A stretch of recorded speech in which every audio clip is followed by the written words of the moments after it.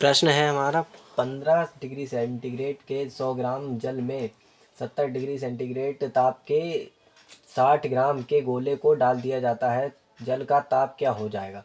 गोले की धातु की विशिष्ट ऊष्मा बता दी गई है 3 कैलोरी प्रति ग्राम डिग्री सेंटीग्रेड है। ठीक है, तो हमने T1 है वो 15 डिग्री सेंटीग्रेड मान लिया क्या होता ही है, और M1 मास यानी कि द्रव्यमान जो है 100 ग्राम, ये हमने लिख लिया। और C1 यानी कि विशिष्ट ऊष्मा, ये जो C1 है वो क्या है, विशिष्ट ऊष्मा।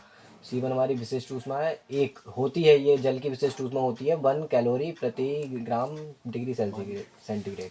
और T2 यानी कि टेम्परेचर, जो दूसरा टेम्परेचर है वो हमारा कितना है 70 डिग्री सेंटीग्रेड। और M2 हमारा 60 ग्राम है। ठीक है, और फिर हमारी C2 यानी कि दूसरी विशिष्ट ऊष्मा जो कि हमारी गोले की विशिष्ट ऊष्मा है वो हमारी दे दी गई है, गोले की विशिष्ट ऊष्मा की 3 कैलोरी है। ठीक, कैलोरीमेट्री के सिद्धांत से ली गई कुल ऊष्मा के बराबर होती है Q1 बराबर Q2, जिससे ये फार्मूला ये दिया गया है C1M1T1 - T जो हमें टेम्परेचर ज्ञात करना है, जो टेम्परेचर हमें ज्ञात करना होता है बस उसी को हम T लेते हैं केवल।